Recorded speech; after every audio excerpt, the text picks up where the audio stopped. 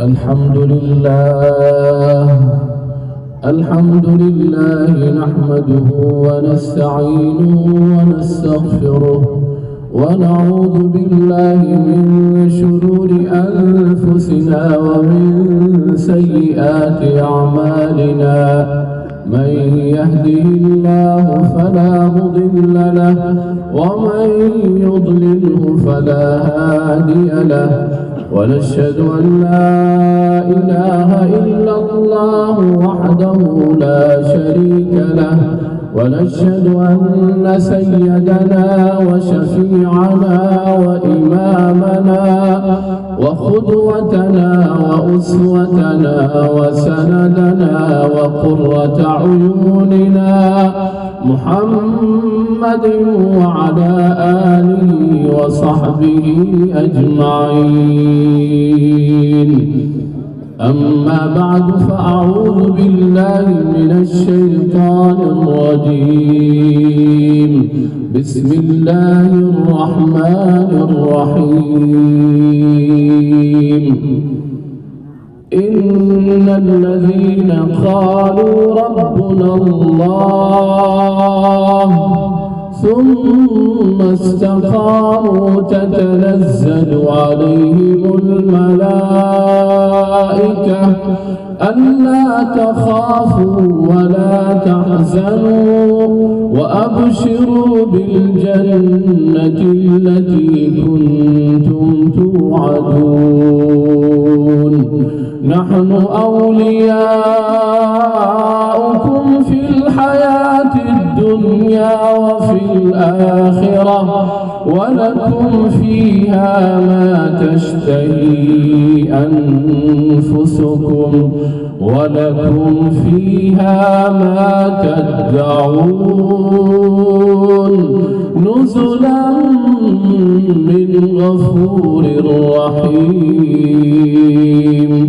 ومن أحسن قولا ممن دعا إلى الله وعمل صالحا وقال إنني من المسلمين.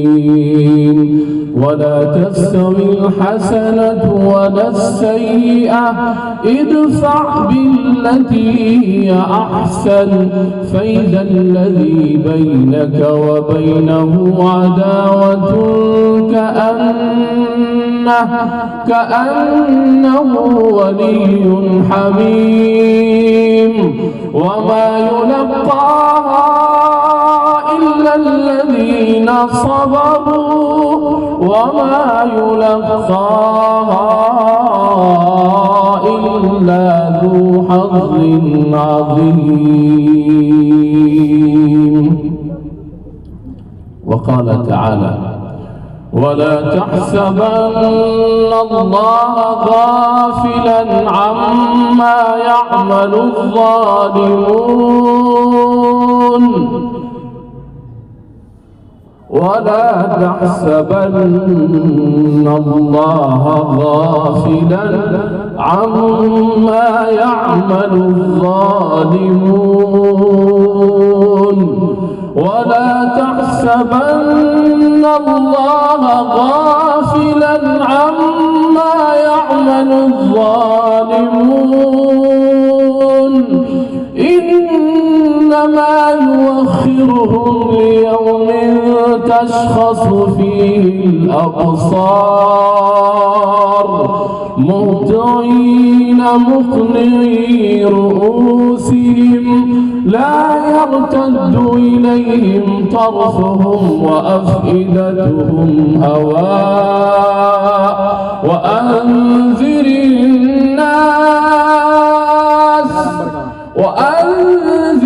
الناس يوم يأتيهم العذاب فيقول الذين ظلموا ربنا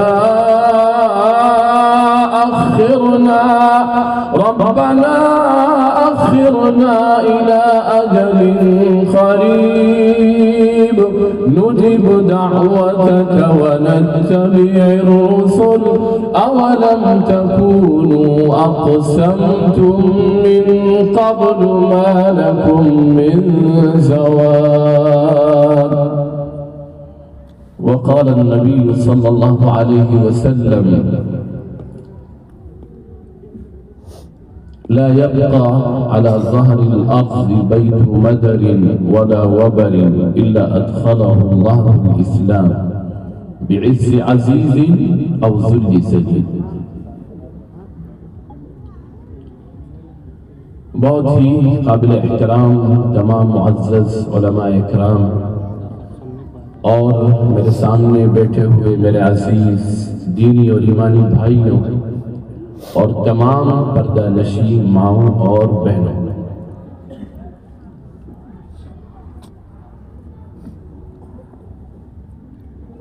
میں امانتاً کچھ باتیں عرض کرنا چاہتا ہوں اور اس کے بعد پھر کچھ عملی کام ہیں جو ہم سب کو کرنا ہے، کریں گے انشاءاللہ۔ اگر آپ نے ان کاموں کو کر لیا تو یقین مانیے کہ پورا علاقہ تبدیل ہو جائے گا، پورے علاقے میں چینجز آئیں گے، پورے علاقے میں ایک بہترین اچھا صالح نیک معاشرہ تیار ہو۔ پہلے تو ہمیں جو امانتاً آپ سے بات عرض کرنی ہے، آپ برا نہ مانیں، میں آپ ہی کا بھائی ہوں، آپ ہی کا خون ہوں، آپ سے چھوٹا ہوں، لیکن زخم کا علاج کرنا اچھا ہوتا ہے، زخم کو پالنا ٹھیک نہیں ہوتا ہے، ورنہ پھر ناسور بنتا ہے اور پھر لا علاج بن جاتا ہے۔ ہمارا ایک مرض یہ ہے جلسوں سے متعلق کہ ہم جلسوں کے پیچھے بہت کوشش کرتے ہیں، محنتیں کرتے ہیں، گھر گھر جاتے ہیں، آواز لگاتے ہیں، پیغام بیچتے ہیں، نتیجہ صفر۔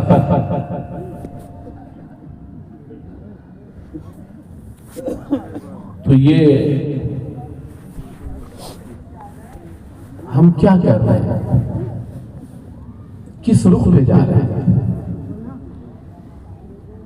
میرے عزیز بھائیوں، اس لیے دو تین باتیں میں آپ سے ضرور عرض کروں گا۔ نمبر ایک، ہمارے علاقے میں بھی پہلے یہی روش تھی جو آپ کے علاقے میں، جلسے عشاء کے بعد شروع ہوتے تھے، دیر تک ہوتے تھے، اور ایسے مقررین آتے تھے جو رات ہی میں بیان کرنے کے شوقین ہوتے تھے، اچھا نذرانہ لے کر جاتے تھے، لیکن نتیجہ یہ ہوتا تھا کہ جب بھی جس علاقے میں، جس گاؤں میں، جس بستی میں جلسہ ہوتا تھا، وہاں اکثر مسجدوں میں فجر کی نمازیوں کی تعداد بہت گھٹ جاتی تھی۔ میں خود ایک مرتبہ ایسے جلسے میں شریک ہوا اور اس مسجد میں 20-25 نمازی فجر میں ہوا کرتے تھے۔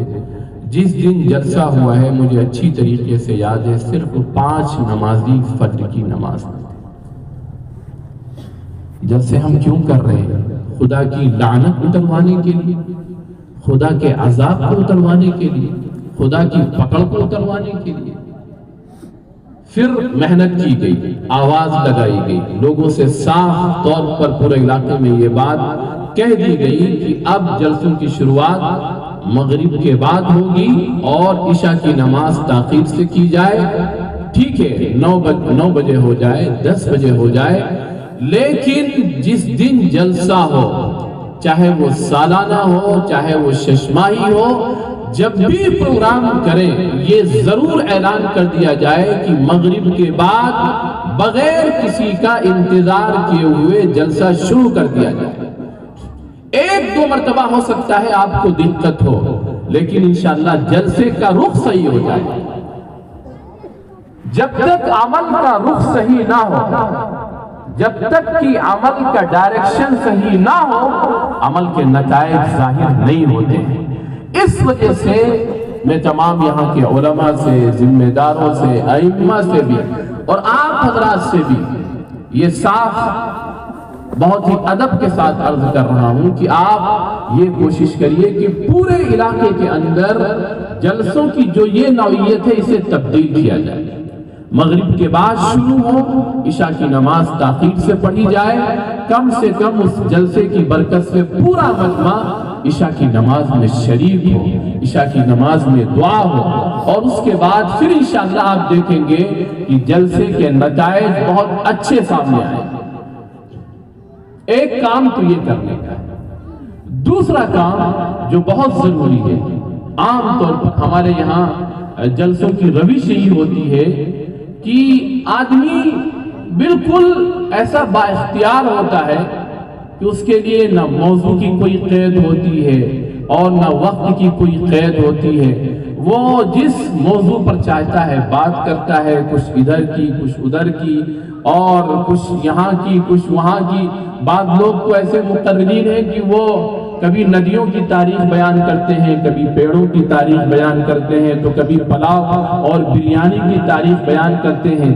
یہ خدا کی قسم امت کے ساتھ کھلواڑ ہے, امت کے ساتھ یہ مذاق ہے. اگر میں یہاں بیٹھا ہوں آ کر تو اس لیے نہیں بیٹھا ہوں کہ میں آپ کے ذہن اور دماغ میں وہ باتیں کروں جس کا کوئی نتیجہ نہ ہو. قیامت کے دن مجھ سے پوچھا جائے گا کہ تو نے کس نیت کے ساتھ منبر پر بیٹھ کر بات کی, تیرا مقصد کیا ہے. اس لیے موضوع طے ہونا چاہیے. کس بھیانک دور سے ہم گزر رہے ہیں, ہماری قوم کو خدا کی قسم اس کا احساس و شعور نہیں.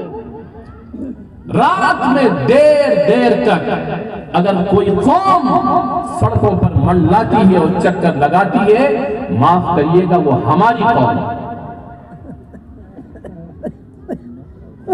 جو قوم نہ جانے کن کن برائیوں کے اڈوں پر راتوں میں دیر تک رہتی ہے, وہ ہماری قوم. اس لیے خدا کے لیے جلسے کو صحیح رخ دیجیے. بات وہ ہو جس کی ضرورت ہے سوسائٹی, معاشرے کو جس کی ضرورت ہے, ورنہ تماشا ہے, کھلواڑ ہے. قیامت کے دن دونوں سے سوال کیا جائے. یہ دوسری امانت ہے جو آپ کے حوالے ہے.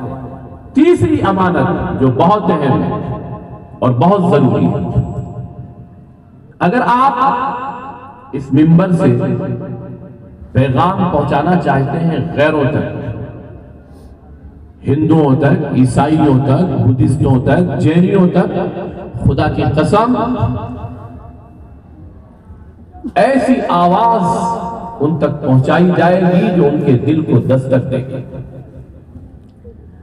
لیکن آپ کے پلان میں یہ چیز نہیں ہے. آپ نے دعوت دی ہے اپنوں کو, مسلمانوں کو, ان سے کچھ بات کرنا ہے, تو آپ نے یہ سارے مائک پورے شہر میں لگا دیے, اور جن تک یہ آوازیں پہنچ رہی ہیں وہ نہیں سننا چاہتے, کیونکہ وہ آپ کے مدعو نہیں ہیں, آپ کے مخاطب نہیں ہیں. آپ نے ان کو سنانے کے لیے پروگرام نہیں رکھا ہے, ورنہ قرآن کا میسج تو سب تک ہے.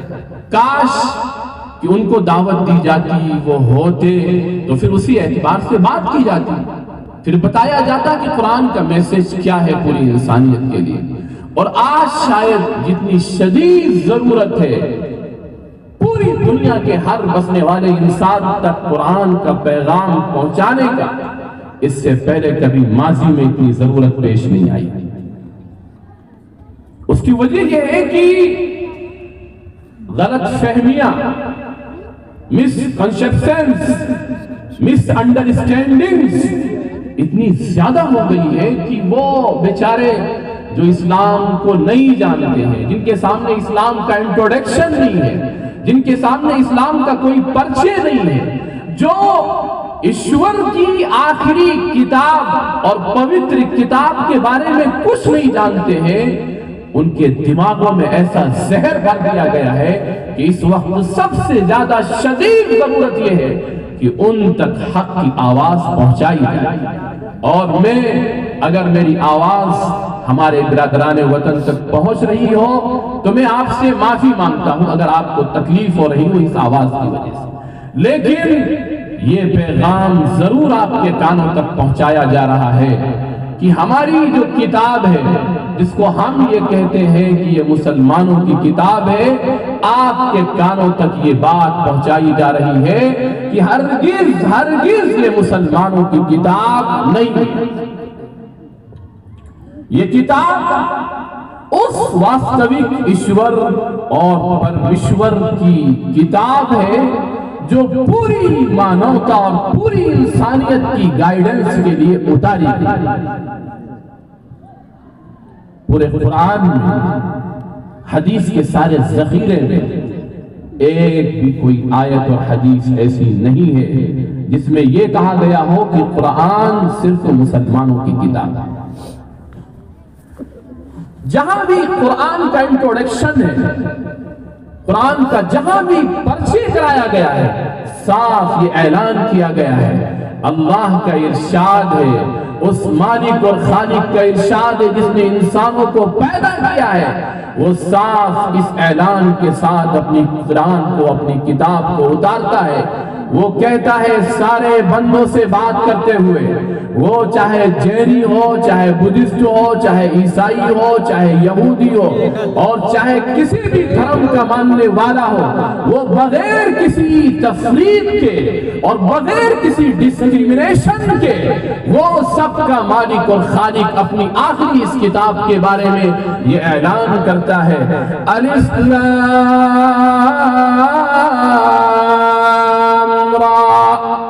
کتاب انزلناہ الیک، کیوں؟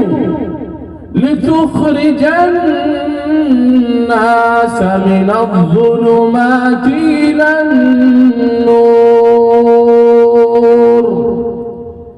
اے میرے حبیب، ہم نے آپ پر یہ کتاب اس مقصد کے لیے اتاری ہے کہ آپ اس کتاب کی گائیڈنس، اس کتاب کی ٹیچنگز، اس کتاب کے انسٹرکشنز، اس کتاب کی ہدایت اور رہنمائی کے ذریعے سے پوری مانوتا اور پوری انسانیت کو تمام قسم کی تاریکیوں سے، پریشانیوں سے، الجھنوں سے، مصیبتوں سے حق کی روشنی کی طرف لے کر آئے۔ یہ قرآن کا انٹروڈکشن ہے۔ کہیں قرآن اپنے بارے میں کہتا ہے ان هو الا ذکر للعالمین، یہ قرآن سارے عالموں کے لیے ایک یاد دہانی ہے، ایک لارڈ اور گاڈ کا سچا میسج ہے جو انسانوں کو یاد دلاتا ہے کہ تمہاری آخری منزل کیا ہے، جو انسانوں کو یاد دلاتا ہے کہ اس دنیا میں تمہارے آنے کا مقصد کیا ہے، جو انسانوں کو یاد دلاتا ہے کہ تمہاری آتما، تمہاری روح، تمہاری اندر کی دنیا جس چیز کو پکار رہی ہے وہ اس ایشور کی اتاری ہوئی کتاب میں موجود ہے۔ کہیں قرآن اپنا انٹروڈکشن کرواتا ہے کہ ھذا بصائر للناس، یہ ایشور کی وہ کتاب ہے جو سارے انسانوں کی نگاہوں کو کھول دینے والی ہے۔ انتم سندیشتا کا، لاسٹ میسنجر اور پروفیٹ کا، آخری نبی حضرت محمد مصطفیٰ صلی اللہ علیہ وسلم کا جب تعارف کرایا گیا، آپ کا بھی جب پرچے کرایا گیا، وہاں بھی یہ بات کہی گئی کہ اے میرے حبیب، ہم نے آپ کو سارے عالموں کے لیے سراپا رحمت اور شفقت بنا کر بھیجا۔ وَمَا أَرْسَلْنَاكَ إِلَّا رَحْمَةً لِلْعَالَمِينَ، کہیں کہا گیا وَمَا أَرْسَلْنَاكَ إِلَّا كَافَّةً لِلنَّاسِ، اے میرے حبیب، ہم نے آپ کو پوری انسانیت کے لیے بشیر و نذیر بنا کر بھیجا ہے۔ کہیں خود آپ سے کہلوایا گیا کہ آپ اپنی زبان سے کہہ دیجئے قُلْ یا ایُّہَا النَّاسِ، اے دنیا میں بسنے والے تمام انسانوں، یہاں نہیں تذکرہ ہے مسلمانوں کا، اے دنیا میں بسنے والے تمام انسانوں، میں تم سب کا نبی۔ لہذا جب سب کا نبی ہے، قرآن سب کا ہے، تو وہ سب تک پہنچنا چاہیے، لیکن یہ ہماری کوتاہی ہے، کمی ہے کہ ہمارے جلسے سمٹ کر اپنوں میں رہ جاتے ہیں، اور وہ بھی جس انداز کے ہوتے ہیں اس کی وجہ سے سوسائٹی میں، معاشرے میں، نوجوانوں میں، بچوں میں، بچیوں میں کوئی انقلاب برپا نہیں ہوتا ہے۔ اس وجہ سے بس میں اپنی آگے کی بات بڑھاتا ہوں، اور یہ 3 باتیں بطور امانت کے اس لیے میں نے رکھی ہے تاکہ آئندہ جلسے کا رخ صحیح ہو، جلسے اور پروگرام کا ڈائریکشن بالکل واضح اور کلیئر ہو، اور اس کے بعد جلسے میں آنے والوں کو کوئی عملی پلان دیا جائے، کوئی ایکشن پلان دیا جائے، کوئی روڈ میپ دیا جائے، کوئی لائحہ عمل دیا جائے، اور پھر آئندہ جب جلسہ رکھیں تو یہ ترتیب بننا چاہیے کہ آپ اس کا جائزہ لیں کہ جو کچھ اس پروگرام میں کہا گیا تھا کہاں تک لوگوں نے اس کو پورا کیا ہے۔ اس وجہ سے بس میں اپنی بات کو سمیٹ کر اب میں آپ سے کچھ ایسی اہم باتیں جن کو اس وقت اختیار کرنا اس امت کے لیے ایسا شدید اور ایسا مائع زلال اور آب حیات ہے کہ اگر فوری طور پر امت نے اس چیز کو اختیار نہ کیا تو میرے عزیز بھائیوں، دینی اعتبار سے، قلبی اعتبار سے، روحانی اعتبار سے، قرآن کے رشتے کے اعتبار سے، اللہ سے تعلق کے اعتبار سے یہ امت دم توڑ دے گی، زندہ نہیں رہ سکتی۔ میسج، پیغام تو ہمارے پاس ایسا تھا کہ ہم پوری دنیا کو جھنجھوڑتے۔ اس وقت دنیا، یقین مانیے پوری دنیا جس قسم کے مسائل سے، تکلیفوں سے، الجھنوں سے، انزائٹی سے، ڈپریشن سے، فرسٹریشن کے بھیانک دور سے گزر رہی ہے، شاید ماضی میں دنیا نے ایسا کبھی منظر نہیں دیکھا۔ پوری دنیا مشرق سے لے کر مغرب تک اور شمال سے لے کر جنوب تک پوری انسانیت اس وقت بڑے شدید اور بھیانک دور سے گزر رہی ہے۔ آپ کیا سوچ رہے ہیں کہ حالات کسی ایک قوم پر؟ ہرگز ایسا نہیں۔ یہاں سے لے کر امریکہ، فرانس، جرمنی، سوئٹزرلینڈ اور دنیا کے جتنے ترقی یافتہ ممالک ہیں، سب اس وقت اندر کی ایک انزائٹی اور بے چینی اور مایوسی کے دور سے گزر رہے ہیں۔ یہ دور تھا کہ مسلمان کھڑے ہو کر ڈنکے کی چوٹ پر حق کا پیغام، رب کا پیغام، ایشور کا پیغام، لارڈ اور گاڈ کا میسج پوری انسانیت کے سامنے رکھتا۔ آپ دیکھتے خدا کی قسم، لوگ جھوک در جھوک اس کو اپنے صرف زبان سے نہیں، اپنے دل سے قبول کرتے، اپنی روح سے قبول کرتے، اندر کے جذبے سے قبول کرتے، اور الحمدللہ جہاں جہاں تک یہ آواز پہنچ رہی ہے، لوگ سمٹ کر اس حق کی طرف آ رہے ہیں۔ اس وجہ سے بس میں اس وقت آپ سے بات کر رہا ہوں، اور اپنی قوم سے میں بات کر رہا ہوں جن کے بہت سے مسائل ہیں، لیکن اگر ان 3 چیزوں پر ہم کنٹرول کر لے جائیں اور اس کا پلان بنا کر عملی شکل کیا ہے وہ آپ کے سامنے رکھی جائے گی، اس کو زمین پر کیسے لانا ہے میرے عزیز بھائیوں، اس کے لیے ہم سب کو محنت کرنا پڑے گا۔ خالی ایک طبقے کی محنت سے آپ سوچیں کہ صرف علماء محنت کر لیں کام ہو جائے گا، مسجد کے ائمہ محنت کر لیں کام ہو جائے گا، آپ سوچیں کہ کوئی خاص طبقہ محنت کر لیں کام ہو جائے گا، ہرگز ایسا نہیں ہے۔ سب کو زمینی سطح پر آ کر کام کرنا ہو، کریں گے انشاءاللہ۔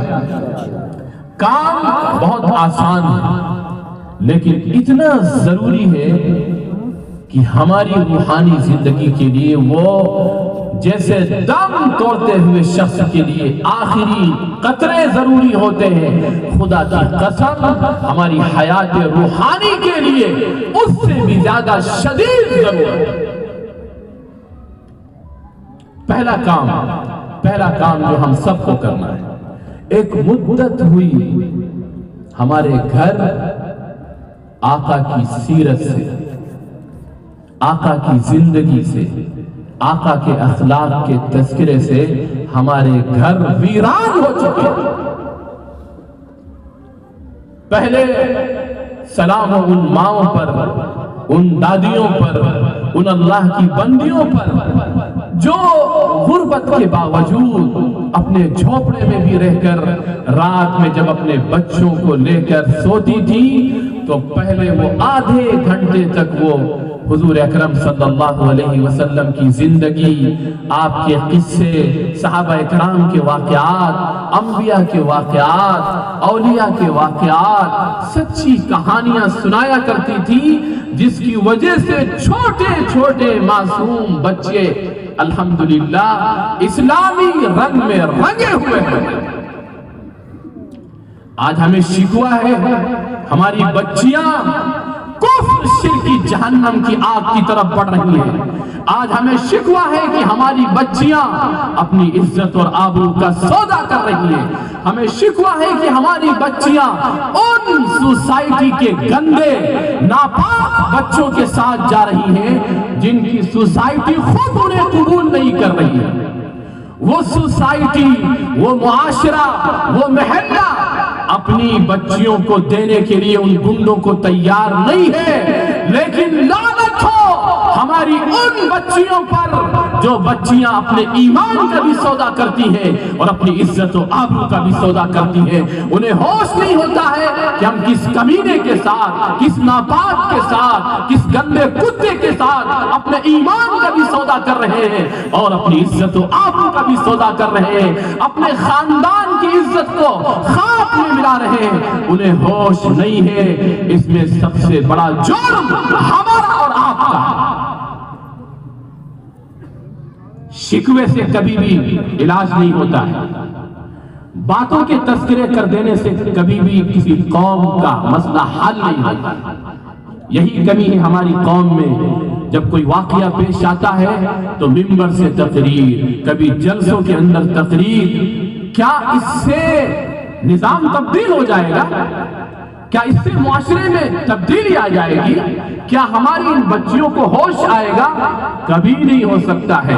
اس وجہ سے میرے عزیز بھائیوں، ہمیں پلٹ کر پھر آنا پڑے گا اس طریقے پر جو طریقہ ہمیں دیا تھا ہم سے سب سے زیادہ پیار، سب سے زیادہ محبت کرنے والے اور ہماری ماں سے بھی لاکھ گنا زیادہ پیار اور محبت کرنے والے، ہمارے دلوں کا نور اور ہمارے دلوں کا سرور، ہماری عزت و آبرو جن پر قربان ہو، ہمارے بچے اور بچیاں جن پر قربان ہو، وہ ذات خدا کی قسم اس روئے زمین پر جہاں سب کے لیے رحمت بن کر آئی تھی، اس امت کے لیے اس نے جتنا آنسو بہائے ہیں، اس امت کے لیے جتنا رو رو کر اس نے دعائیں کی ہیں، آج اس قوم نے اس نبی کے طریقے کو چھوڑ دیا جس کی وجہ سے یہ بدترین حالات آئے۔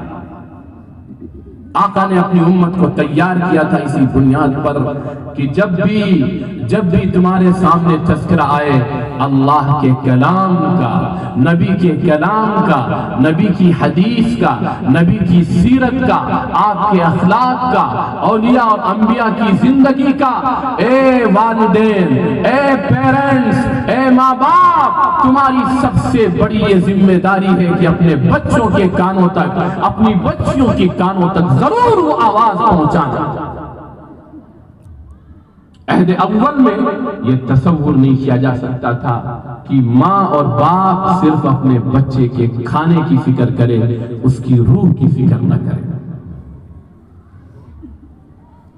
مائیں الحمدللہ بچپن میں ہم نے خود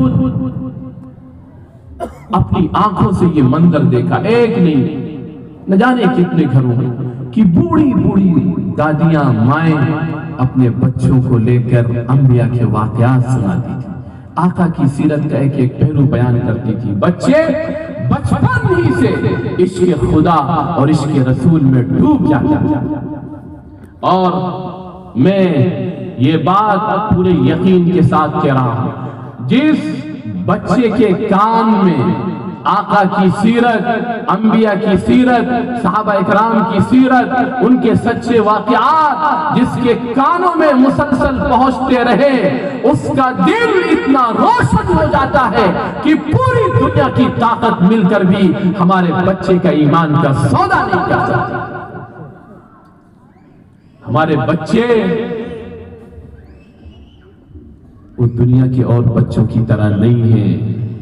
ان کے اندر جب ایمانی ولولہ پیدا ہوتا ہے، جب خدا کا صحیح تصور استحضار پیدا ہوتا ہے، جب خدا کی عظمت و کبریائی کا سکہ ان کے دل پر بیٹھتا ہے، وہ دنیا کی بڑی بڑی طاقتوں کو، دنیا کے بڑے بڑے پلان کو، دنیا کی بڑی بڑی میزائل کے سامنے بھی وہ حق کا اعلان کرتے ہیں۔ ان کے دل پر ڈر نہیں ہوتا ہے، خوف نہیں ہوتا ہے۔ وہ حق کا اعلان کیسے کرتے ہیں؟ آپ نے دیکھا ہوگا اس وقت جو سرزمین غزہ پر ایک لمبی مدت سے دنیا کا سب سے بڑا ظالم، ستمگر، شیطان، جس کے خون کے اندر ہاتھ رنگین ہے، جس نے ظلم کی انتہا کی، لیکن آپ پورے مجمع میں سے میں پورے یقین کے ساتھ کہتا ہوں کہ کوئی کھڑا ہو کر یہ کہہ دے کہ کسی اس سرزمین کے بچے نے میزائل، راکٹ اور بم کے ڈر کی وجہ سے اس نے ایمان کا سودا کر لیا۔ اس کے واقعات موجود ہیں کہ ایک چھوٹے سے بچے پر تین اسرائیلی فوجی اپنی گن مشین لیے ہوئے اس کے سینے پر چڑھے ہوئے اور اس بچے سے ایمان چھیننے کی کوشش کی جا رہی ہے۔ لیکن سنیے اس بچے کا جملہ، اس نے کہا انی اعلن واشہد لا الہ الا اللہ محمد الرسول اللہ، اور اس کے بعد اس کی روح پرواز کر گئی۔ اس نے کہا کہ اے دنیا کے دشمنوں، اے دین کے دشمنوں، سنو، میں اعلان کرتا ہوں اور پوری دنیا کے سامنے میں گواہی دیتا ہوں لا الہ الا اللہ محمد الرسول اللہ کی عبادت اور وندنا کے لائق صرف اور صرف اللہ ہے، اور محمد صلی اللہ علیہ وسلم اللہ کے رسول ہے۔ اس کے بعد اس کی روح پرواز کر گئی۔ ایک بچے کو زخم لگا، 3 دن تک ہاسپٹل میں رہا، اور جیسے ہی اس بچے کو ہوش آیا، ہوش آتے ہی اس کی زبان سے سب سے پہلا جملہ نکلتا ہے، وہ کہتا ہے اپنے نبی کو خطاب کر کے واللہ انی لأحبک یا رسول اللہ من سویداء قلبی، اے اللہ کے رسول، میں اپنے رب کی قسم کھا کے کہتا ہوں کہ میں دل سے آپ سے پیار کرتا ہوں، آپ سے محبت کرتا ہوں۔ ایک بچی 8-9 سال کی زخموں سے نڈھال اور 3-4 دن کے بعد ہوش میں آئی، لیکن جیسے ہی اسے ہوش آیا اس نے کہا کہ یا ربی کم یومن ما صلیت، اے اللہ آپ مجھے معاف کر دیجئے، نہ جانے میری کتنی نمازیں چھوٹ گئی۔ سلام ہو اس بچی پر، سلام ہو اس بچے پر، اور بے شمار رحمتیں ہوں ان ماں پر، ان باپ پر، ان پیرنٹس اور والدین پر جنہوں نے بھوک مری کے باوجود، جنہوں نے راکٹ اور میزائل کے سائے میں رہ کر، جنہوں نے پانی اور کھانے کے نہ ہونے کے باوجود انہوں نے اپنی یہ ذمہ داری سمجھی تھی کہ میرے بیٹے کی جان چلی جائے مجھے خوشی کے ساتھ برداشت ہے، لیکن میرے بیٹے کا ایمان نہ جانے پائے۔ اس بیٹے نے یہ ثابت کر دیا، اس اعلان کے ذریعے سے اس نے یہ پیغام اپنے والدین تک اور پوری دنیا تک پہنچا دیا، اے میری ماں، اے میرے باپ، اگر آپ زندہ ہو تو آپ یہ سن لیں کہ آپ کا بیٹا جان دے سکتا ہے لیکن ایمان کا سودا نہیں کر سکتا ہے۔ آپ نے جو مجھے ایمان کی گھٹی پلائی تھی، آج آپ کا بیٹا دنیا کے سامنے شہادت دیتے ہوئے جا رہا ہے کہ ہم سب کچھ برداشت کر سکتے ہیں، بھوک پر بھوک آئے خوشی کے ساتھ برداشت، میرا خون بہ جائے خوشی کے ساتھ برداشت، میرے باپ شہید ہو جائیں خوشی کے ساتھ برداشت، میرا پورا گھر اجڑ جائے تاراج ہو جائے خوشی خوشی کے ساتھ برداشت، لیکن ایمان پر آش آ جائے، اے میری امی جان، آپ کا بچہ اس چیز کی کبھی برداشت نہیں کر سکتا ہے۔ میرے عزیز بھائیوں، سب سے بڑی وجہ وہی کام ہے جو میں آپ سے کہنے کے لیے کر رہا ہوں۔ کیا کرنا ہے؟ آپ آج ہی جا کر اپنے گھر میں بیوی ہوں، بہن ہوں، ماں باپ ہوں، دادا دادی ہوں، پھوپھا اور پھوپھی ہوں، جو بھی آپ کے گھر میں، ان سے جا کر ایک ٹائم طے کر لیجیے کہ روزانہ مغرب بعد، عشاء کے بعد، فجر کے بعد، جو بھی وقت آپ کے لیے مناسب ہو، آپ یہ طے کریں کہ انشاءاللہ روزانہ ہم اپنی اولاد کو، اپنی نسل کو، اپنے بچوں اور بچیوں کو اللہ کے نام پر، نبی پاک علیہ السلام کے نام پر، دین کے نام پر، صحابہ اکرام کے نام پر، اولیاء اعظام کے نام پر، انبیاء اکرام کے نام پر ہم روزانہ اپنے بچوں کے ساتھ بیٹھ کر آدھا گھنٹہ کم سے کم ان کے سامنے اللہ کی عظمت و کبریائی کا، اس کے جاہ و جلال کا، اس کی یکتائی کا، اس کی قوت و طاقت کا، اس کی ربوبیت کا، اس کی حاکمیت کا، اس کی خالقیت اور مالکیت کا روزانہ آدھا گھنٹہ ہم تذکرہ کریں گے۔ اگر آپ نے یہ کام کر لیا، خدا کی قسم طوفان آ جائے، وقت سے بڑا فتنہ آ جائے، ہمارے بچے کو کوئی ٹس سے مس نہیں کر سکتا۔ کریں گے انشاءاللہ؟ کون کون کرے گا؟ اس کے لیے آپ کے پاس یہ عذر نہیں ہونا چاہیے اور نہیں چلے گا کہ ہمارے گھر میں حدیث کی کتاب نہیں۔ میں اپنا سمجھ کے آپ سے کہہ رہا ہوں، آپ ذرا ایک مرتبہ تنہائی میں، سناٹے میں، رات میں اپنے دل پر ہاتھ رکھ کر اپنے نبی کو سامنے لا کر ایک بار تصور کریے کہ کل قیامت کے دن جب ہمارے نبی ہمارے سامنے ہوں گے اور ہم پریشان ہوں گے، اپنے نبی کی طرف بڑھیں گے، اگر نبی نے یہ سوال کر لیا کہ تمہاری کیسی مجھ سے محبت تھی کہ تمہارے گھر میں حدیث کی میری کوئی کتاب نہیں تھی۔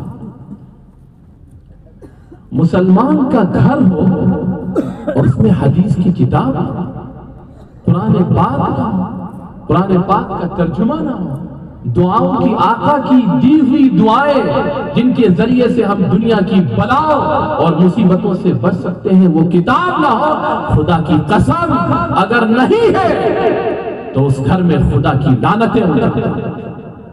اس لیے آج ہی سے جا کر، اور اسی لیے پیچھے اسٹال لگایا گیا ہے، پیچھے جو اسٹال لگا ہے حدیث کی کتابوں کا، اس کا مقصد ہی یہ ہے کہ یہ صرف تقریر پر بات ختم نہ ہو۔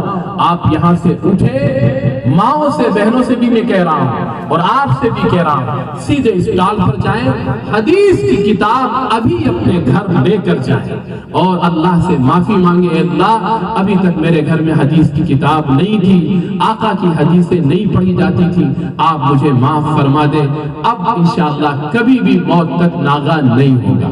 کریں گے انشاءاللہ؟ اگر آپ نے یہ کام کر لیا تو انشاءاللہ زیادہ نہیں، صرف 30 اور 40 اور 50 دن کے اندر آپ دیکھیں گے کہ آپ کے بچوں کے اندر تبدیلی آنا شروع ہو جائے گی۔ بس پڑھنے کی شرط یہ ہے کہ آپ اس انداز میں پڑھیں کہ بچوں کو سمجھ میں آئے۔ ہوتا کیا ہے، جیسے حدیث میں ایک عبارت لکھی ہوئی ہے، ہمیں جو زبان آتی ہو، آسان سے آسان، ہندی آتی ہو ہندی میں لے جائیے، انگلش آتی ہے انگلش میں لے جائیے، اردو آتی ہے اردو میں لے جائیے، اور پھر مزید اس کو آسان کر کے بچوں کے سامنے اس انداز میں پڑھیں کہ بچوں کو سمجھ میں آئے، ان کے لیبل سے، ان کے مزاج، ان کی قوت فہم کے اعتبار سے آسان کر کے پیش کریے۔ اور میں تو کہتا ہوں قرآن کا انداز اتنا آسان ہے، اتنا پیارا ہے کہ ایک دیہاتی سے دیہاتی آدمی بھی سمجھ جائے۔ اب دیکھیے میں ایک مثال دے رہا ہوں، اللہ نے اپنی ربوبیت کیسے سمجھائی ہے۔ اللہ بندوں سے پوچھتا ہے،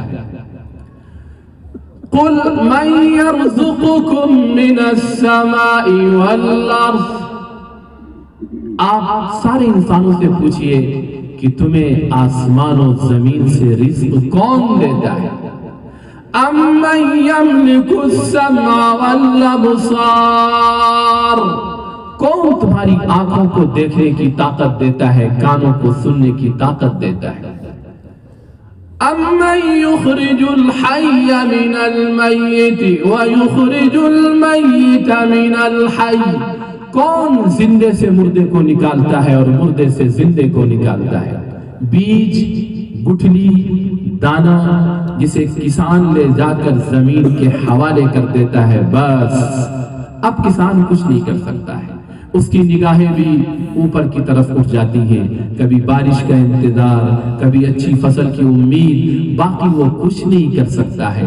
اب اس مردہ بے جان بیج کو، گٹھلی کو پھاڑ کر درخت بنانا، درخت میں پتیاں نکالنا، پتیوں کی تلاش و خراش اس کو تیار کرنا، پھر آگے ان شاخوں میں جا کر پھول نکالنا، پھول میں رنگ پیدا کرنا، پھول میں خوشبو پیدا کرنا، پھر اس پھول کو پھل میں تبدیل کرنا، پھر اس پھل کو کچے پھل سے پکے پھل کی طرف لے جانا، اس میں ذائقہ پیدا کرنا، اس میں رس پیدا کرنا۔ آپ پوچھیں اے میرے بیٹے کون کرتا ہے جیسے قرآن سوال کرتا؟ کوئی ہے دنیا میں سائنٹسٹ جو کہہ دے کہ ہاں ہم بھی کر سکتے ہیں؟ پوری دنیا کے سارے سائنٹسٹ، ریسرچ اسکالر مل کر ایک پتی بھی خدا کی بنائی ہوئی پتی کی طرح نہیں بنائی۔ یہ قرآن کا انداز ہے، کتنا پیارا، کتنا آسان، کتنا مؤثر انداز ہے۔ وَمَن يُدَبِّرُ الْأَمْرَ، سارے انسانوں سے پوچھئے کہ نظام عالم کون چلاتا ہے؟ سورج کے نظام کو کون چلاتا ہے؟ سریاؤں کے نظام کو کون چلاتا ہے؟ سمندروں کے نظام کو کون چلاتا ہے؟ ایک مرتبہ بھی وہ سمندر میں ایک سونامی کی لہر میں آئے، بستی کی بستی، علاقے کے علاقے صاف ہو جائے۔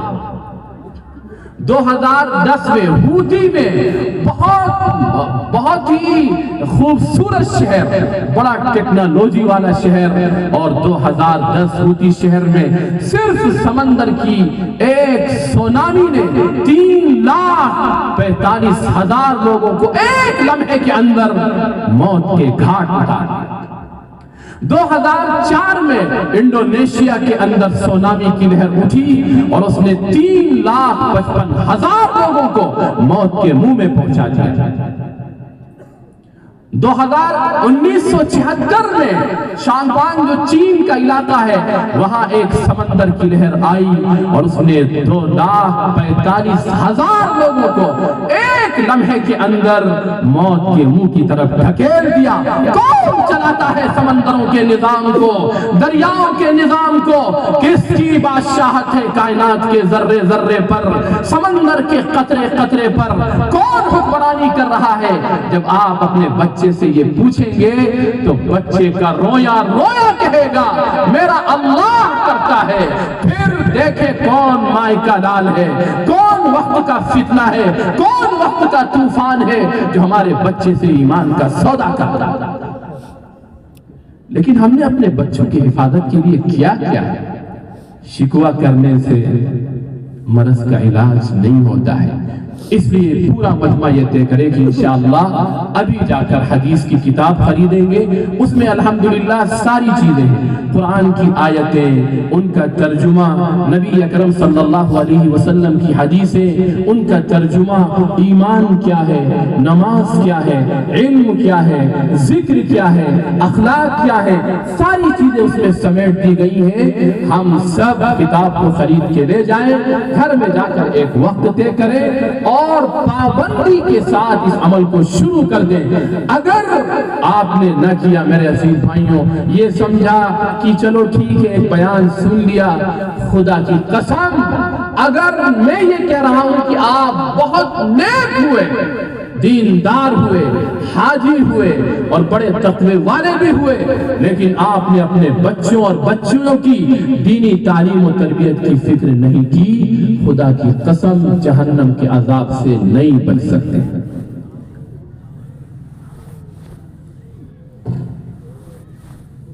قرآن کا بیان ہے، یہ میرا بیان نہیں ہے۔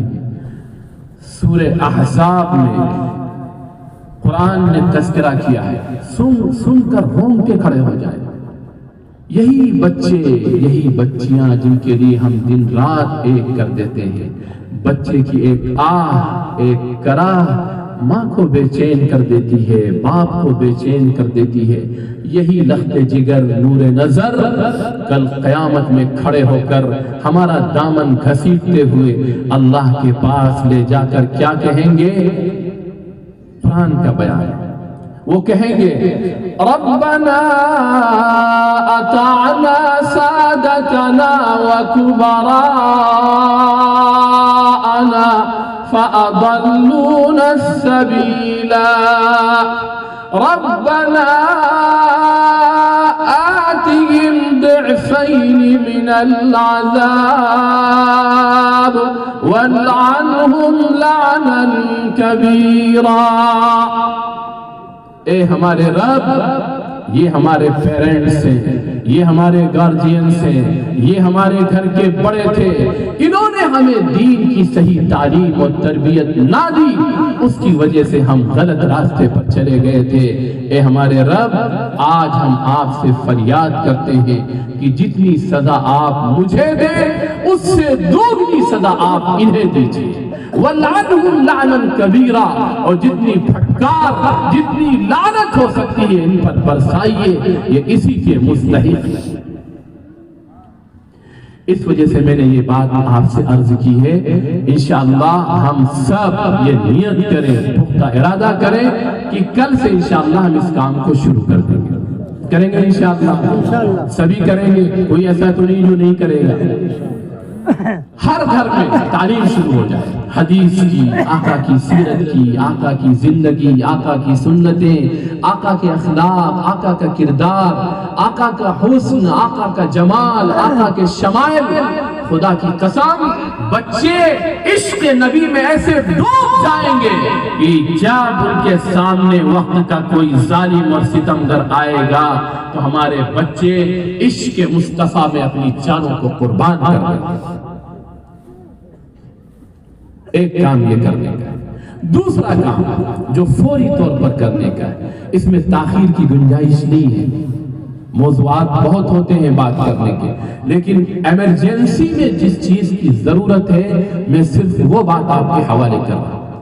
دوسری چیز جو فوری طور پر ہم سب کو کرنا ہے اپنے بچوں اور بچیوں کی حفاظت کے لیے، وہ پلیا میں یا جہاں جہاں سے لوگ آئے ہیں، جن تک میری بات پہنچ جائے، فوری طور پر یہ لوگ اپنے محلوں کے تمام بچوں اور بچیوں کے لیے مکاتب کا اتنا مضبوط نظام قائم کرے کہ ہمارے محلے کا کوئی بچہ اور بچی باقی نہ بچے جو 1 گھنٹے کے لیے اس اسلامی کلاس کو اٹینڈ نہ کر رہا۔ یہ وقت کی آواز ہے، وقت کی ضرورت ہے، وقت کی ندا ہے، ورنہ خدا کی قسم ہم ان بگڑتے حالات میں اپنے بچوں اور بچیوں کو فتنوں سے بچا نہیں سکتے۔ ایکشن پلان کچھ بھی نہیں ہے، لائحہ عمل کچھ بھی نہیں ہے، صرف بیانات، صرف تقریریں، صرف جلسے، صرف مشاعرے۔ قوم کہاں پہنچ گئی ہے میرے عزیز بھائیوں، کچھ تو ہوش میں آؤ۔ جس قوم کا ہم شکوہ کرتے ہیں وہ تو نہیں جلسے کر رہے ہیں، وہ تو نہیں مشاعرے میں پوری رات گزارتے ہیں۔ ان کا جو مشورہ، ان کی میٹنگ ہوتی ہے 3 بجے رات میں تہجد کے وقت ہوتی ہے، جس وقت ہماری نئی نسل سونے کے لیے جا رہی ہوتی ہے۔ وہ ایک الگ موضوع ہے، ہوش میں آنے کی ضرورت ہے۔ یہ دوسرا کام ہمیں فوری طور پر کرنا ہے، کریں گے سب لوگ انشاءاللہ۔ اس کے لیے اگر سرمایہ کی ضرورت ہو آپ اپنا سرمایہ لگائیں، کیوں نہیں لگا رہے؟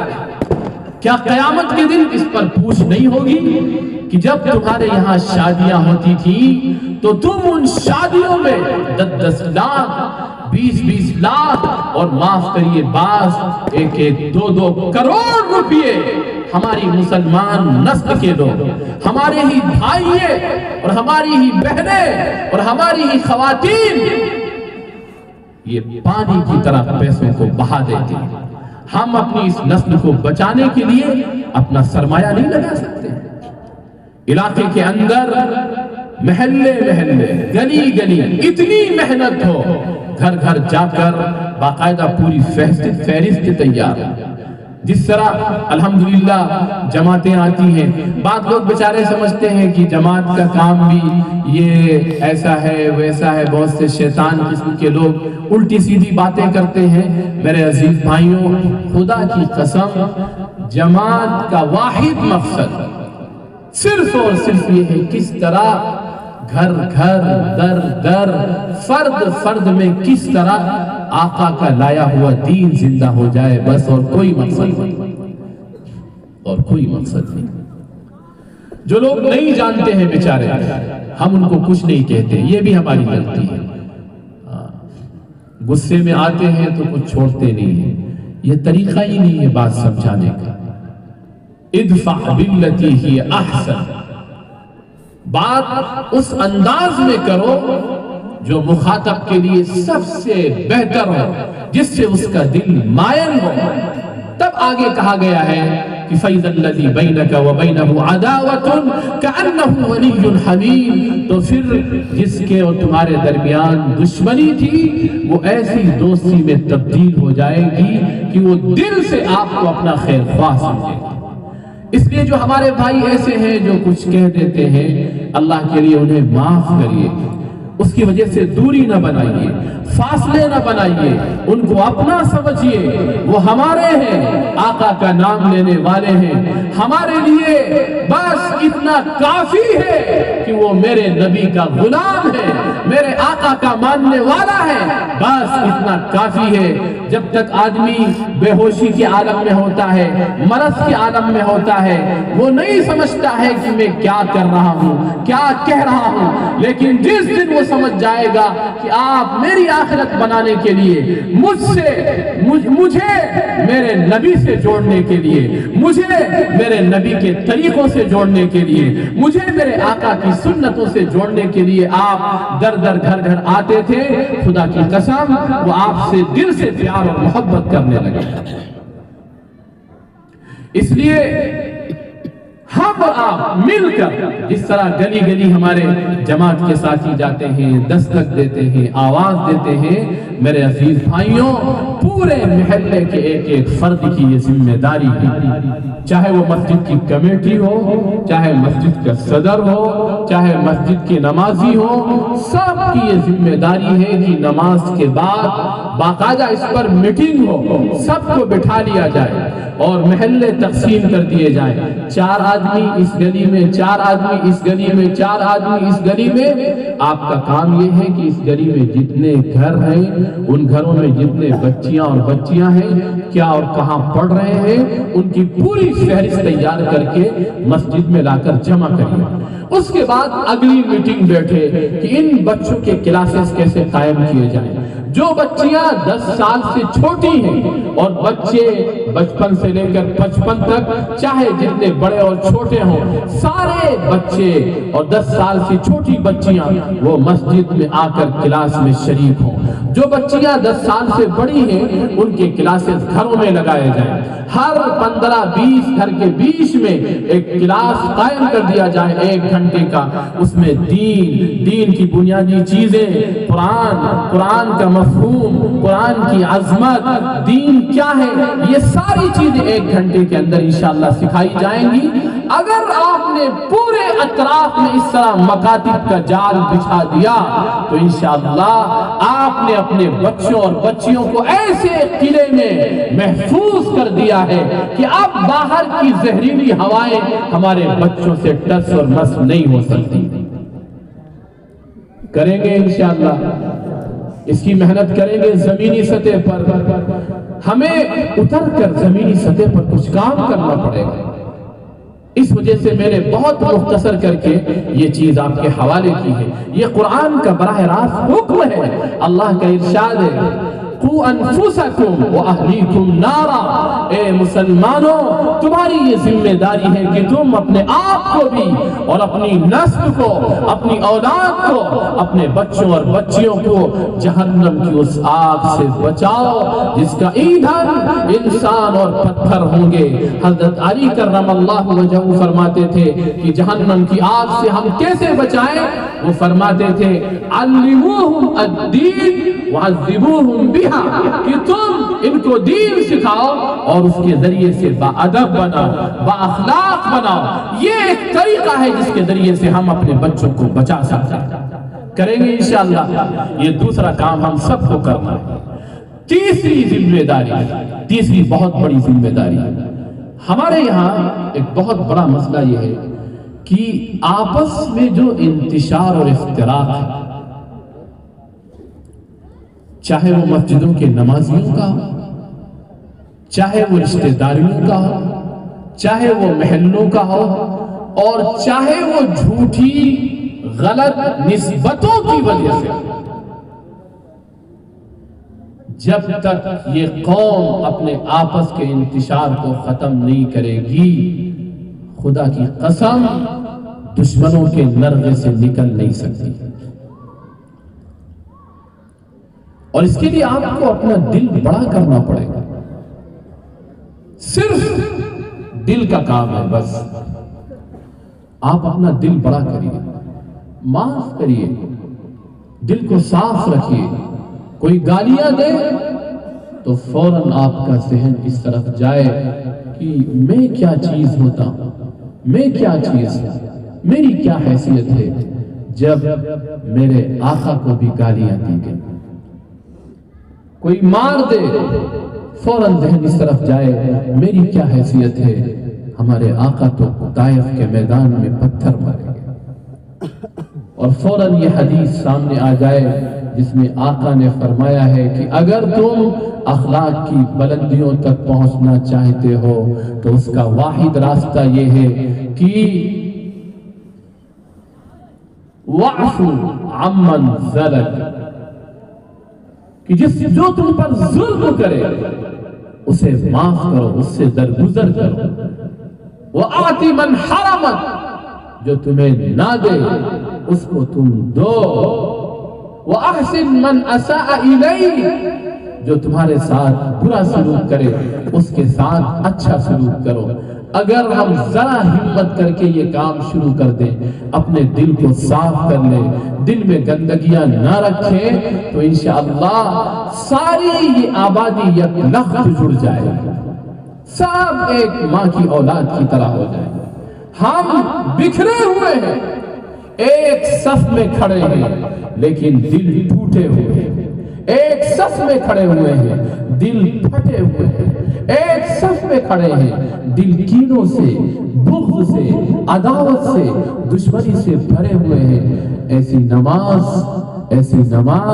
ہمارے لیے رحمت کا باعث نہیں ہوگی۔ ایسی نماز کے بارے میں کہا گیا ہے فَوَيْلٌ لِّلْمُصَلِّينَ۔ ایک آدمی نماز پڑھے اور اس کا دل گندا ہو، ایک آدمی خدا کے سامنے اپنی پیشانی جھکائے اور اس کا دل ناپاک ہو، ایک آدمی خدا کے سامنے اپنی ذلت اور مسکنت کا اظہار کرے اور دل میں تکبر کے گندے جذبات ہو، خدا کی قسم یہ نہیں ہو سکتا ہے۔ اگر ہمارے اندر نفرت کے، بغض کے، عداوت کے، تکبر کے گندے جذبات ہیں تو یہ نماز ہمیں جنت تک نہیں پہنچا سکتی ہے۔ آقا نے صاف فرمایا لا يدخل الجنہ من كان فی قلبہ حبۃ خردل من الایمان، جس کے دل میں ذرے کے برابر کبر اور بڑائی کے جذبات ہوں، ایسا شخص جنت میں داخل نہیں ہو سکتا ہے۔ اس لیے ہم اپنے دل کو صاف کریں، دل کو بڑا کریں، یہ طے کریں کہ انشاءاللہ ہم نسبتوں کی بنیاد پر، قبیلوں کی بنیاد پر، برادری کی بنیاد پر اور کسی ناجائز بنیاد پر ہم ہرگز نہیں بٹیں گے، آپس میں تقسیم نہیں ہوں گے، ایک بن کر رہیں گے۔ اگر دل میں کچھ ہے آپ معاف کر دیجئے، چھوٹے بن جائیے، آپ کی غلطی نہیں ہے پھر بھی جا کر معافی مانگ لیجئے۔ خدا کی قسم اگر آپ جھک گئے اللہ آپ کو بلندیوں تک پہنچائیں گے۔ من تواضع للہ رفعہ اللہ، آقا کا فرمان ہے کہ جو شخص بھی دوسروں کو جوڑنے کے لیے چھوٹا بن جائے اللہ اسے عزتوں کی بلندیوں تک پہنچا کر دے۔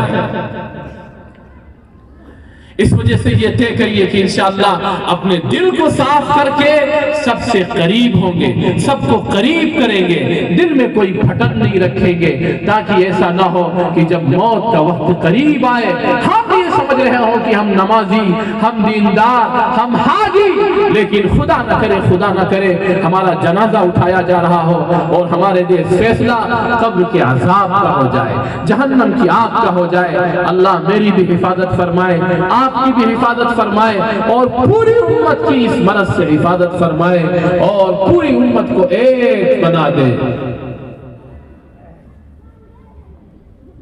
چوتھا اور آخری کام جو آپ کو کرنا ہے اللہ کی طرف سے آپ کے حوالے کیا گیا ہے۔ نبی پاک علیہ السلام کے جو احسانات ہیں ہم پر، آپ نے جس طرح بلک کر اور سسک کر اس امت کے لیے دعائیں کی ہیں، اتنا زیادہ آپ فکر مند رہتے تھے کہ کبھی کبھی جبرائیل امین کو اتارا جاتا تھا اور اللہ ساری چیزوں کے جاننے کے باوجود صرف اپنے حبیب کی تسلی کے لیے، اپنے حبیب کی تقریب اور اعزاز کے لیے جبرائیل امین کو بھیجتے تھے، کہتے تھے جاؤ میرے حبیب سے پوچھو ما یحزنو، کون سی چیز انہیں غمگین کر رہی ہے۔ جبرائیل امین آئے، انہوں نے کہا کہ یا رسول اللہ نے پوچھا ہے کہ آپ کیوں غمگین ہیں، ما یحزنو، آپ کیوں غمگین ہیں؟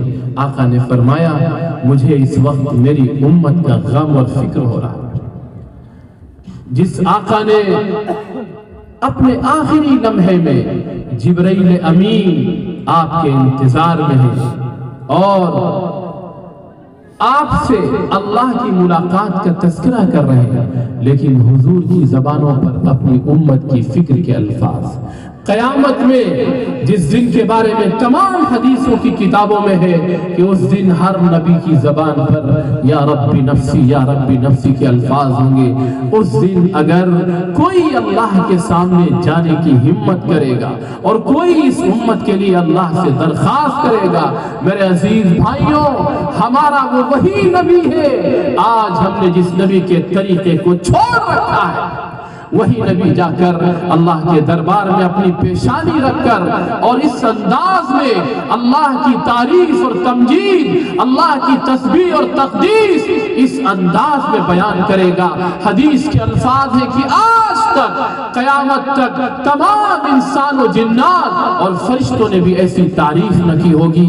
اللہ اپنے حبیب سے کہیں گے ارفع رأسک یا محمد، ارفع رأسک یا محمد، سل تعطا، اشفع تشفع، اے میرے حبیب تم سر اٹھاؤ، مانگو تمہیں دیا جائے گا، سفارش کرو تمہاری سفارش قبول کی جائے گی۔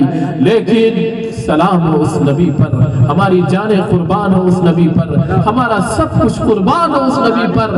جیسے ہی وہ سر اٹھائیں گے ان کی زبان پر یا ربی نفسی کے الفاظ نہیں ہوں گے، ان کی زبان پر یا رب امتی، یا رب امتی، یا رب امتی، اے اللہ میری امت، اے اللہ میری امت، اے اللہ میری امت۔ میرے عزیز بھائیوں ہم شرم سے ڈوب مرے، جو نبی ہمارے لیے دنیا میں بھی تڑپتا رہا، بے چین رہا، دنیا سے جاتے جاتے اپنی امت کو یاد کرتا رہا، کل میدان محشر کے اس بھیانک عالم میں جہاں نبیوں کی زبان پر یا رب نفسی کے الفاظ ہوں گے، وہاں بھی اس نبی کی زبان پر یا رب امتی، یا رب امتی۔ آج اس امت نے اپنے نبی کے طریقے کو گھر سے باہر نکال کر رکھا ہے۔ اگر میں کہوں میرے الفاظ سخت نہ ہو تو شاید یہ بات بالکل صحیح ہوگی کہ اس امت نے اپنے نبی کے طریقوں کو دھکا دے دے کر گھروں سے نکالا ہے، شادیوں سے نکالا ہے، خوشی کی تمام رسموں سے نکالا ہے۔ کل قیامت کے دن کس منہ کے ساتھ ہم اپنے نبی کے پاس جائیں؟ اس نبی نے جاتے جاتے ایک ذمہ داری یہ دی تھی کہ اے میری امت، اگر تمہیں ایک بات بھی معلوم ہے حق کی صحیح سچ، تو چین سے نہ بیٹھنا جب تک اسے دوسروں تک پہنچا نہ دے۔ یہ کام خدا کی قسم کسی جماعت کا نہیں ہے، کسی طبقے کا نہیں ہے، یہ کام ہر اس امتی کا ہے جس نے بھی کہا ہے لا الہ الا اللہ محمد الرسول اللہ، موت تک اسے یہ ذمہ داری ادا کرنا ہے۔ اگر ہمارے محلے میں ہماری نسلیں، ہمارے بچے اور بچیاں غلط رخ پر جا رہے ہیں، نشے کی طرف جا رہے ہیں، قمار کی طرف جا رہے ہیں، جوئے کی طرف جا رہے ہیں، سٹے کی طرف جا رہے ہیں، جہالت کی طرف جا رہے ہیں، گندے کاموں کی طرف جا رہے ہیں، ہماری نمازیں ہمارے سر کے اوپر نہیں جائیں گی جب تک کہ ہم یہ ذمہ داری ادا نہ کریں کہ ہم ہر ایک کے پاس پہنچ کر اپنے ایک بھائی کے پاس جا کر اس کی منت و سماجت کر کے جب تک حق کی بات اسے پہنچا نہ دے ہم اس ذمہ داری سے سبکدوش نہیں ہو سکتے۔ کیسے ہم نے سوچ لیا ہے کہ بس ہم نماز پڑھ لیں اللہ ہمیں معاف کر دے گا۔ سابقہ امتوں میں جن پر اتنی بڑی ذمہ داری نہیں ڈالی گئی تھی، صحیح مسلم کی روایت ہے اللہ نے جبرائیل امین کو بھیجا، کہا جاؤ اور فلاں بستی کو الٹ دو۔ جبرائیل امین پہنچے، دیکھ کر حیران رہ گئے، دیکھا ایک اللہ کا بندہ برسوں سے اللہ کی عبادت میں مشغول، فوراً پھر پلٹ کر اللہ کے پاس اور کہا یا ربی ان فیہا عبدک فلانا لم یعصک طرفت عین۔ اے اللہ آپ نے مجھے ایسی بستی میں بھیجا ہے جہاں پر آپ کا ایک ایسا نیک صالح بندہ جس نے پر جھپکنے کے برابر بھی کبھی کوئی نافرمانی کوئی گناہ نہیں کیا۔ اللہ نے کیا کہا؟ حدیث سنی نا آپ نے، اللہ نے کیا کہا کہ چھوڑ دو اس بستی کو، رہنے دو، وہ دیندار ہے نماز پڑھ رہا ہے، چھوڑ دو، رہنے دو، عذاب مت دو۔ یہ ہے حدیث میں، حدیث کے الفاظ ہیں اقلب علیہ وعلیہا، وہی سے زمین کو پلٹنا شروع کرو، پہلے اس پر پلٹو اس کے بعد پوری بستی کو پلٹ دو۔ اس بیچارے کا جرم کیا تھا؟ نمازی تھا، دیندار تھا، پل جھپکنے کے برابر کبھی اس نے گناہ نہیں کیا۔ جرم کیا تھا اللہ نے خود ہی بیان کر دیا، فَإِنَّ وَجْهَهُ لَمْ يَتَمَعَّرْ قَطُّ فِيَّ۔ اس کا سب سے بڑا جرم یہ ہے کہ اس کے محلے اور بستی میں گناہ ہوتے رہے، اس کے ماتھے پہ کبھی شکن نہ پڑی۔ آج میں ان نمازیوں سے کہہ رہا ہوں جو خود نماز پڑھ کے مطمئن ہو جاتے ہیں، کیا ہم اللہ کے عذاب اور پکڑ سے بچ جائیں گے اگر ہماری ہی بستی میں، ہمارے ہی محلے میں، ہمارے ہی گھر میں، ہماری ہی نسلوں میں، ہماری ہی اولادوں میں لوگ جان بوجھ کر نمازوں کو چھوڑ رہے ہیں، اذانیں ہو رہی ہیں، بس یہ کہیے آقا کی دعائیں ہیں اس لیے یہ امت بچی ہوئی ہے، اذانیں ہو رہی ہیں، مؤذن کی صدائیں پورے محلے میں گونج رہی ہیں، اور ہماری چوپالوں میں ہمارے نوجوان بچے بیٹھے ہوئے ہیں، ہوٹل کے اڈوں میں ہمارے نوجوان بچے بیٹھے ہوئے ہیں، تاش اور جوئے کے اڈوں پر ناچ گانوں کی محفلوں میں ہماری ہی عورتیں اور ہمارے بچے بیٹھے ہوئے ہیں۔ خدا کی قسم اللہ کا عذاب اتر جاتا، لیکن یہ آقا کی دعا ہے جس نے ہمیں بچا رکھا۔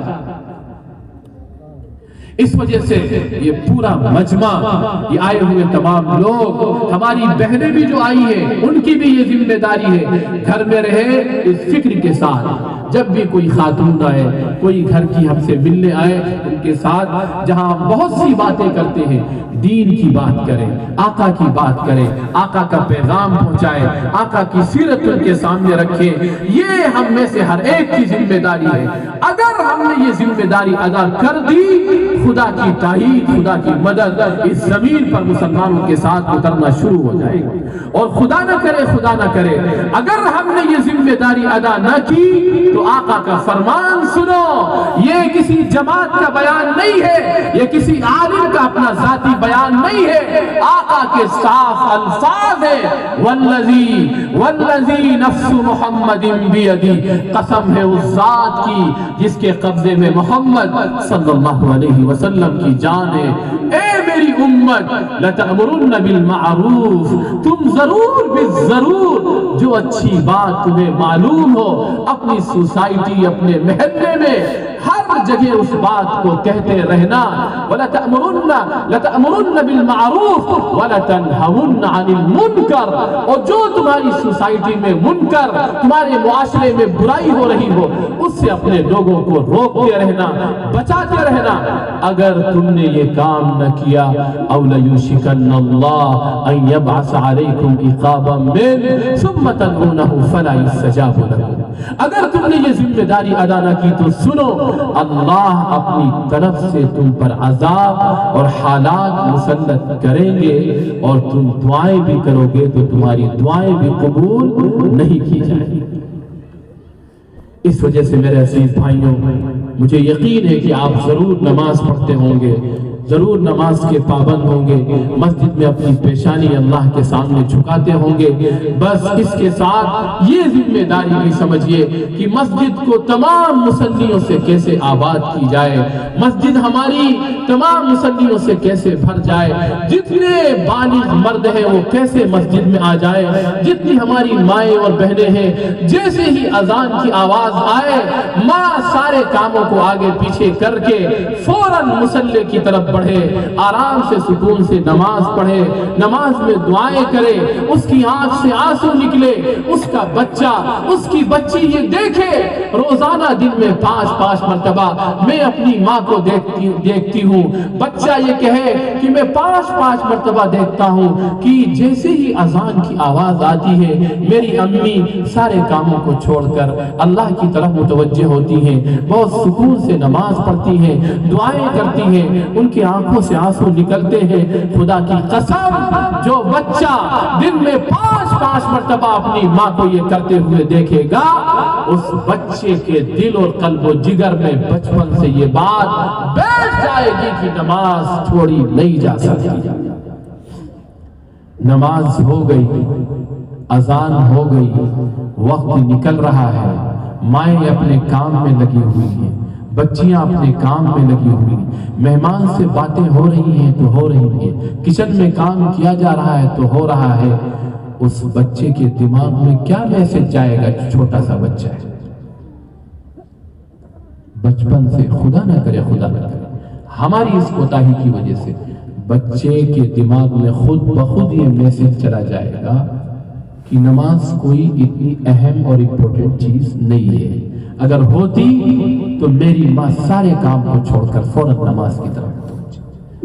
بچے بولتے نہیں ہیں، بچے سنتے نہیں ہیں، چھوٹے بچے دیکھ کر سیکھتے ہیں، آنکھوں سے سیکھتے ہیں۔ ماں کیا کر رہی ہے، کیا بول رہی ہے، باپ کیا کر رہا ہے، کیا بول رہا ہے، اس کا کردار کیسا ہے۔ گھر میں ہم گئے تو میں بچہ دیکھ رہا ہے صرف، بس وہ گیا میسج اس کی قلب و جگر میں۔ تو اس وجہ سے میرے عزیز بھائیوں، ہمیں اپنے گھروں کے ماحول کو چینج کرنا ہے۔ اس کے لیے میں نے آپ کے سامنے بہت مختصر کر کے، آسان کر کے یہ 3 کام جو زمینی سطح پر اتر کر کرنا ہے، ایک کام کا تعلق دل سے ہے، اپنا دل ذرا سے بڑا کر لیں، پاک و صاف کر لیں، انشاءاللہ آپ دیکھیں گے جو دوریاں ہیں، نفرتیں ہیں، وہ سب تبدیل ہو جائیں گی۔ اور یہ 3 کام جو آپ کو بتائے گئے، اگر آپ نے یہ 3 کام کر لیے تو انشاءاللہ یہ الہی ضمانت ہے، اللہ کی طرف سے یہ فیصلہ ہے۔ قرآن کی بہت سی آیتوں اور حدیث کی روشنی میں یہ کہہ رہا ہوں کہ پھر آپ کی نسلیں تبدیل ہوں گی، بچے تبدیل ہوں گے، بچیاں تبدیل ہوں گی، اور پھر جن فتنوں کا ہم رونا روتے ہیں، جس کی وجہ سے ہم اپنے شکوے رکھتے ہیں، یہ سارے فتنے دبیں گے، اور یہ سارے باطل کی ساری سازشیں یہ ایسی نیست و نابود ہوں گی کہ آپ دیکھیں گے کہ یہ ہمارے بچے کل کے یہ حق کا اعلان کرنے والے بنیں گے، اور پوری دنیا کی آنکھوں میں آنکھیں ڈال کر اتنی ان کے اندر ہمت، اتنی جرأت، اتنا حوصلہ پیدا ہو جائے گا کہ حالات سے کبھی گھبرائیں گے نہیں، حالات سے کبھی سودا نہیں کریں گے، کبھی کمپرومائز نہیں کریں گے۔ آج معاف کریے، تربیت نہ ہونے کی وجہ سے، بچپن سے مزاج نہ بنائے جانے کی وجہ سے ہمارے بڑے بڑے لوگ سودا کر رہے ہیں، باطل کے ساتھ کمپرومائز کر رہے ہیں۔ اسلام نے ساری چیزوں کے لیے گائیڈنس دی ہے، کس حد تک ہمیں غیروں کے ساتھ تعلق رکھنا ہے اور کہاں پر تعلق نہیں رکھنا ہے، اس کی حدود طے ہے۔ وہ ساری چیزیں اس وقت ہمارے سامنے آئیں گی جب یہ 3 کام شروع کیے جائیں گے۔ کریں گے انشاءاللہ تینوں کام۔ کون کون سے وہ 3 کام ہیں؟ کوئی بتائے 3 کام وہ کون کون سے؟ سامنے کے مجمع میں سے کوئی بتائے؟ جی ہاں، پہلا کام کیا بتایا گیا؟ پہلا کام لوگوں سے ملنا، بتانا، محلے میں جا کر لوگوں کو، یہ تو آخر میں بتایا تھا۔ پہلا کام کیا بتایا تھا بھائی؟ ارے اتنی جلدی بول گئے، بڑی مصیبت، اتنی جلدی بول گئے۔ پہلا کام کیا بتایا گیا تھا؟ ہاں زور سے بتائیں۔ جی ارے خاموش، جی بتائیں، زور سے بتائیے، زور سے۔ ارے کیوں نہیں بتا رہے؟ یاد نہیں ہے یا شرما رہے ہیں؟ جی یاد ہے تو کیا پہلا کام بتایا تھا ہم نے سب سے شروع میں؟ جی ہاں، اپنے بچوں کو روزانہ اپنے گھر میں اپنی فیملی کے ساتھ اپنا وقت آدھا گھنٹہ دینا ہے۔ اس میں کرنا کیا ہے؟ حدیث کی کتاب لے کر جائیے، حدیث کی کتاب آسان طریقے سے بچوں کے سامنے پڑھیے، ہندی میں، اردو میں، انگلش میں، جس میں آپ کو آسان لگے۔ یہ پہلا کام بتایا گیا تھا۔ دوسرا کام کیا بتایا گیا تھا؟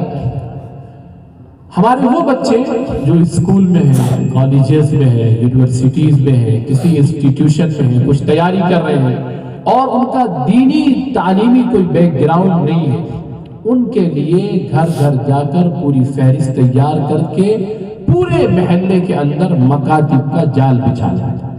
ہر بچہ، ہر بچی 1 گھنٹہ آ کر اسلامک کلاس کو ضرور اٹینڈ کرے۔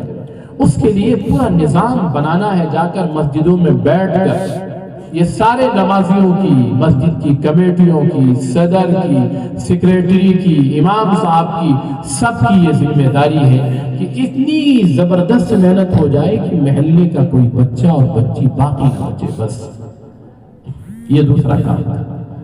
تیسرا کام جو بیچ میں نے بتایا تھا وہ آپ کے دل کا کام ہے۔ بس دل کو تھوڑا بڑا کرنا ہے، وسیع کرنا ہے، دل کو ہر ایک کی طرف سے صاف کرنا ہے۔ کسی نے کچھ کہہ دیا ہو، ہم نے ناک چڑھا لی ہو، بہت بڑے ہم ترم خواہ بنے ہوئے، تو ذرا ترم خواہ صاحبی ذرا کم کر دینا ہے۔ بس دل صاف ہوں گے فوراً آدمی جڑ جائے گا۔ میں نے کہا کسی نے آپ پر ظلم ہی کیا ہے، مان لیجیے اگر آپ 12 روپے کے کچھ کوئی بسکٹ، کوئی سامان یا 1 درجن کیلا لے کر پہنچ گئے اور کہا کہ بھائی صاحب جو ہم سے غلطی ہوئی ہے میں معافی مانگتا ہوں، اب ہم آپ سے اپنا دل ہمیشہ کے لیے صاف کرتے ہیں، آپ کے بھی دل میں کوئی بات ہو تو معاف کر دیجیے اللہ کے لیے۔ کون نہیں معاف کرے گا؟ کون نہیں معاف کرے گا؟ فوراً وہ جھک جائے گا، بھیج جائے گا، ہو سکتا ہے اس کی آنکھوں میں آنسو آ جائے، آپ کو گلے لگا جائے، ہمیشہ کے لیے دل صاف ہو جائے گا۔ اور میں نے کہا اگر خدا نہ کرے دل صاف نہیں ہے، دل گندا ہے تو اللہ ہم سے خوش نہیں ہے، پھر اللہ ہم سے ناراض ہے۔ یہ دل کا کام ہے۔ تیسرا کام جو زمین پہ ہمیں کرنا ہے، ہر گھر جا کر اپنے پورے محلے کے اندر، پورے علاقے کے اندر اتنی محنت کرنا ہے کہ ہماری پوری مسجدیں تمام بالغ مردوں سے نماز سے آباد ہو جائیں، اور نماز کے بعد جب حدیث پڑھی جائے آقا کی تو بھاگنے کی ضرورت نہیں ہے۔ کتنی گندی بات ہے، ہم سوچیں خدا نہ کرے اگر قیامت کے دن ہم سے سوال ہو گیا کہ تمہارے سامنے حدیث پڑھی جاتی تھی اور تم آقا کی حدیث چھوڑ کر اٹھ جاتے تھے، کیا جواب دیں گے؟ آقا کی حدیث کا مطلب یہ ہے کہ خود گویا کہ آقا اپنی زبان سے وہ بات فرما رہے ہیں۔ یہ کہا گیا ہے کہ جس کے گھر میں حدیث ہو کأنہ نبی یتکلم، گویا کہ اس کے گھر میں نبی ہے جو بات کر رہا ہے۔ آقا کے وہی الفاظ ہیں جن کو اللہ نے باقی رکھا ہے تاکہ نبی کی ایک ایک بات ہمارے گھروں تک پہنچ جائے۔ تو اس وجہ سے نماز کے بعد تعلیم ہو، سارے نمازی بیٹھیں، ادب سے سنیں، احترام سے سنیں کہ یہ میرے آقا کا فرمان ہے، دل سے سنیں۔ کریں گے انشاءاللہ۔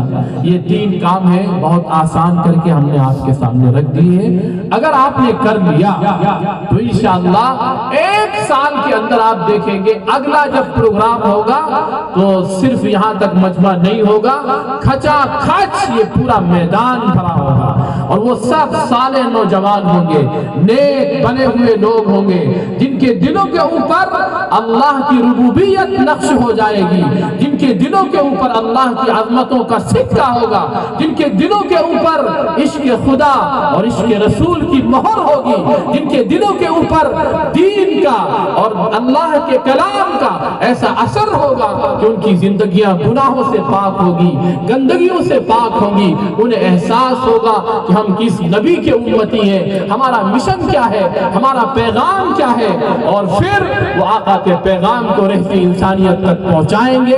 ہمارا مستقبل ختم ہو جائے گا لیکن آنے والی ان نسلوں کا مستقبل وہاں تک پہنچے گا جہاں تک آقا نے فرمایا تھا کہ ایک وقت ضرور ایسا آ جائے گا کہ ان صالح نیک نوجوانوں کی محنت کی وجہ سے، علاقے میں دین کا کام کرنے کی وجہ سے اللہ پوری کائنات میں ایسا دور لے آئیں گے کہ زمانہ کروٹ لے لے گا، زمانہ بدل جائے گا، ظلم و ستم ختم ہو جائے گا، پوری دنیا امن و شانتی کی طرف چلی جائے گی، اور وہ دور ہوگا لا یبقى على ظہر الارض بیت مدر ولا وبر الا ادخلہ اللہ الاسلام۔ اس روئے زمین پر کوئی کچا اور پکا گھر باقی نہیں بچے گا جہاں اللہ حق کی بات، حق کا پیغام پہنچا نہ دے۔ پھر وہ دور سامنے آئے گا جس کے بارے میں حدیث میں کہا گیا ہے کہ جس طرح دنیا ظلم و جور سے بھری ہوئی تھی، اللہ پھر حالات تبدیل فرمائیں گے اور پوری دنیا عدل و انصاف سے بھر جائے گی۔ اللہ تعالیٰ ہمیں اور آپ حضرات کو ان گزارشات پر عمل کرنے کی توفیق عطا فرمائے، زمین کے اوپر اسے نافذ کرنے کی توفیق عطا فرمائے، اور جب تک یہ چیزیں زمین پر نہ آ جائے ہم چین سے نہ بیٹھے، ہم فکر مند رہیں۔ اللہ تعالیٰ ہمیں اس کے لیے قبول فرمائے۔ وآخر دعوانا الحمدللہ رب العالمین۔